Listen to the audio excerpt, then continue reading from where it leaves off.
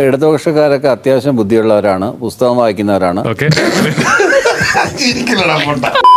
ഇവിടെ PR ചെയ്യാത്ത ഒരു സർക്കാരുകളുമില്ല. പല സംസ്ഥാനങ്ങളുടെയും പരസ്യങ്ങളൊക്കെ നമ്മുടെ ദിനപത്രങ്ങളോ അതിലൊന്നും തെറ്റില്ല. പക്ഷേ വെളുക്കാൻ തേച്ചത് പാണ്ടായി എന്ന് പറഞ്ഞ പോലാണ് പലതും വന്ന് ഭവിക്കുന്നത്. നേരത്തെ പറഞ്ഞ പോലെ നവകേരള സർവേ പോയി. അതിനുശേഷം പൊടുന്നനെ ഇതുവരെ കാണാത്ത ഒരു ശൈലി സൈബർ അടത്തടക്കം ഇടതുപക്ഷം കൊണ്ടുവരിക.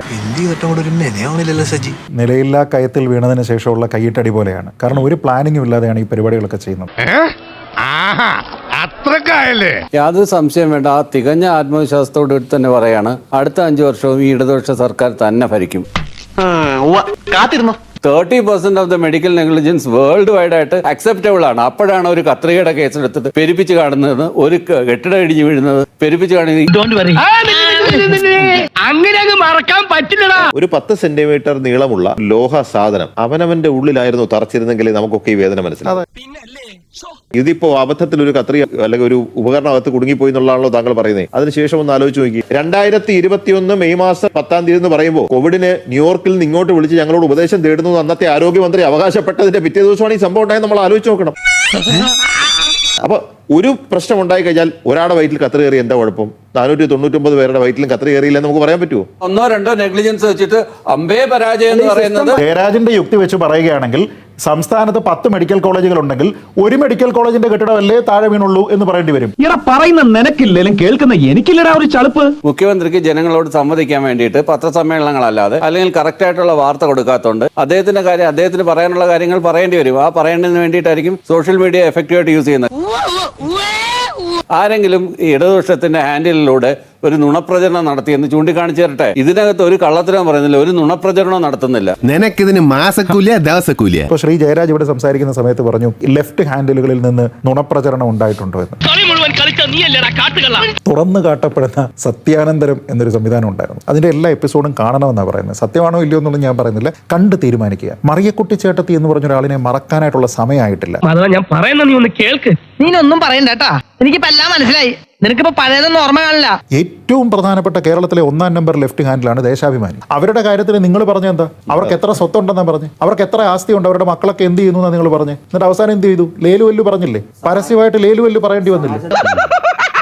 1-ാമത്തെ പേജിൽ അവിഹിതം ഉണ്ടെന്നും പറഞ്ഞിട്ട് അടിച്ചു വെച്ചിട്ട് പാർട്ടിയെ സംരക്ഷിക്കാൻ വേണ്ടിയിട്ട് നോക്കിയിരിക്കുന്ന നിങ്ങളാണ് ഈ ലോകത്ത് നുണ കണ്ടുപിടിച്ചത്. അല്ലാതെ നുണ പ്രചരിപ്പിച്ചതല്ല, നുണ കണ്ടുപിടിക്കുകയാണ്. അങ്ങനെയുള്ള ഒരു സംവിധാനത്തിൽ നിന്നിട്ട് എവിടെയാണ് ഞങ്ങൾ നുണ പറഞ്ഞത് എന്ന് പറഞ്ഞു കഴിഞ്ഞാൽ സത്യവും നുണയും തമ്മിലുള്ള അതിർവരം എന്താണെന്ന് നിങ്ങൾക്ക് മനസ്സിലാവാത്തത് കൊണ്ടാണ്. ഇവർ വിചാരിക്കുന്ന ഈ നാട്ടുകാർ മുഴുവൻ മണ്ടന്മാരാണ്. 10 കൊല്ലം ശക്തനായ പിണറായി വിജയൻ, ഇരട്ടച്ചങ്കുള്ള പിണറായി വിജയൻ, മികച്ച ശൈലജ, മികച്ച വീണ ജോർജ്, പി രാജി, വ്യവസായങ്ങളിനെ കുതിച്ചു ഒഴുകുകയാണ് കേരളത്തിൽ. ഇനി MP രാജേഷാണ് 10 ലക്ഷം ഫയൽ സെറ്റിൽ ചെയ്തെന്നാ പറയുന്നത്. എന്റെ പൊന്നോ, എന്തൊരു തള്ളാണോ, തള്ളി തള്ളി മുല്ലപ്പെരിയാർ പൊട്ടിപ്പോ. സാധാരണ ജനം ദുരിതത്തിലല്ലേ. ഇപ്പൊ ഞാൻ മുമ്പേ പറഞ്ഞില്ല, തൊഴിലുറപ്പ് പദ്ധതിക്ക് പോകുന്നവര്, കടയിൽ നിൽക്കുന്നവര്, പെട്രോൾ പമ്പിൽ നിൽക്കുന്ന അവരാണ് ഈ സർക്കാർ ആശുപത്രി ആശ്രയിക്കാൻ പോകുന്നത്. അവിടെ പോകുമ്പോൾ മരുന്നില്ലെന്നേ, അവിടെ ബ്രെഡും പാലും കൊടുക്കുന്നില്ലെന്നേ, അവിടെ സൂചി പുറത്തുനിന്ന് മേടിച്ചോണ്ട് വരാൻ നിങ്ങൾക്ക് തന്നെ അറിയാവുന്ന തിരുവനന്തപുരത്തുള്ള ഹാരിസ് ഡോക്ടർ അല്ലേ വെളി പറഞ്ഞത്. അങ്ങനെ പറയല്ലേ, കത്രിക ഫ്രീ ആയിട്ട് കൊടുക്കുന്നു. കത്രിക ഫ്രീ ആയിട്ട് കൊടുക്കുന്നുണ്ട്. 2 കൊടുത്തിട്ടുണ്ട്. ഒരെണ്ണം ഹർഷനയുടെ വയറ്റിൽ വെച്ച് കൊടുത്തു, അത് പിന്നെ അവർ വെളിയിൽ പോയി എടുത്തു. ഇവർ 5 കൊല്ലം വീണ്ടും ഇതിനകത്ത് കിടന്ന് കറങ്ങിക്കൊണ്ടിരിക്കുക. ലോകത്തിലെ ഏറ്റവും വൃത്തിയുള്ള രാജ്യമാണ് ജപ്പാൻ. അവിടെ ഒരു ക്യാമറ കൊണ്ടുപോയാൽ അഴുക്കക്കൂനകൾ കാണും. താങ്കൾ ഈ അഴുക്കക്കൂനയിലേക്ക് ക്യാമറയും കൊണ്ടുപോവുകയാണ്.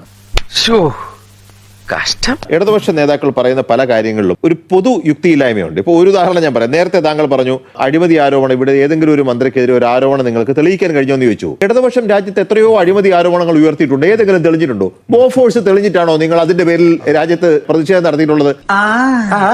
ശബരിമല സ്വർണ്ണ കൊള്ളക്കേസിൽ കുറ്റക്കാരനാണെന്ന് ബോധ്യപ്പെട്ട ഞങ്ങൾ നടപടിയെടുക്കും. ഒരാൾ കുറ്റക്കാരനാണെന്ന് ഇടതുപക്ഷത്തിന് എന്നാ ബോധ്യപ്പെടുന്നത്? കുഞ്ഞനന്തനെ ശിക്ഷിച്ചു, കുറ്റക്കാരനല്ല, തീരനായ സഖാവായിട്ട് നിങ്ങൾ കോവിഡ് കാലത്ത് പ്രോട്ടോകോൾ ലംഘിച്ച് യാത്രയാക്കി. പത്മകുമാർ അകത്ത് കിടക്കുക. ചാർജ് ഷീറ്റ് കണ്ടിട്ട് നോക്കട്ടെ, അതിനകത്ത് യഥാർത്ഥത്തിൽ കുറ്റം ഉണ്ടെങ്കിൽ ഞങ്ങൾ ആലോചിക്കാമെന്നാണ് പറയുന്നത്. അപ്പൊ എവിടെയാണ് നിങ്ങളുടെ ഒരു റീസണബിലിറ്റി എന്ന് പറയുന്ന ഒരു സാധനം? ഒരു റീസണബിൾ ആയിട്ട് ചിന്തിക്കുക എന്ന് പറയുന്ന ഒരു സാധനമില്ലേ? അല്ല, ചാർജ് ഷീറ്റ് വരാതെ എങ്ങനെയാണ് ഒരാൾക്കെതിരെ നടപടി എടുക്കുന്നത്? കാര്യമല്ല ഞാൻ പറയുന്നത്. ശിക്ഷിക്കപ്പെട്ടാലും ഒരൊറ്റ കാര്യം കൂടെ പറഞ്ഞോട്ടെ. വെൽഫെയർ സ്റ്റേറ്റിനെ കുറിച്ചുള്ള ഇടതുപക്ഷത്തിന്റെ കാഴ്ചപ്പാടായിരിക്കത്തില്ല ചിലപ്പോ കോടതിക്കുള്ളത്.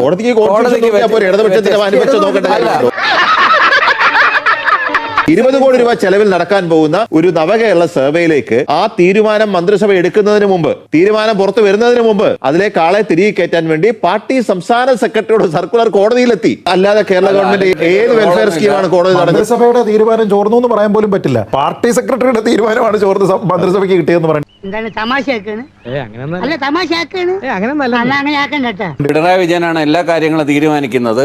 അയാൾ ഏകമുഖ സ്വഭാവമുള്ള ഇതാണ്, സ്വേച്ഛാധിപതിയാണെന്നൊക്കെയാണ് പറയുന്നത്. ഇപ്പൊ പാർട്ടിയിൽ നിന്നൊരു നടപടി വരുന്നത് അതിനെ തിരിച്ചു പറയുന്നു.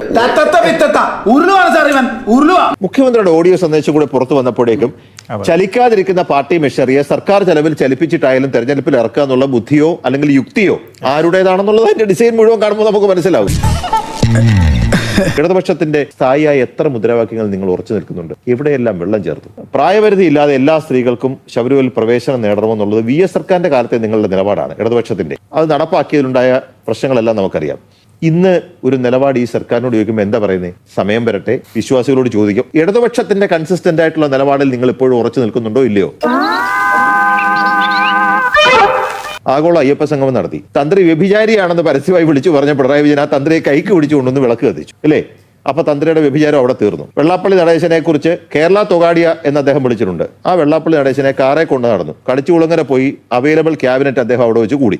എയ്ഡഡ് നിയമനങ്ങളിൽ രണ്ടാം മുണ്ടശ്ശേരി MAV വിളിച്ച് എന്തുകൊണ്ടാണ് രൂപത എന്ന് പറഞ്ഞാൽ രൂപാത എന്നായി മാറുന്നു? ഇങ്ങനെ പണം വാങ്ങിയിട്ട് മെറിറ്റില്ലാതെ നിയമനം കൊടുക്കുന്ന ശരിയല്ല എന്ന നിലപാടെടുത്തു സർക്കാർ. PSCക്ക് വിടണമെന്ന് ഇടതുപക്ഷം നിലപാടെടുത്തു. കുറച്ചുകൂടി ഭയപ്പെട്ടു. CP നായർ കമ്മിറ്റി റിപ്പോർട്ട് കൊണ്ടുവന്ന് സർക്കാർ നിയന്ത്രണത്തിൽ എയ്ഡഡ് നിയമനങ്ങൾ കൊണ്ടുവരാൻ ശ്രമിച്ചു. ഇന്നത്തെ സ്ഥിതി എന്താണ്?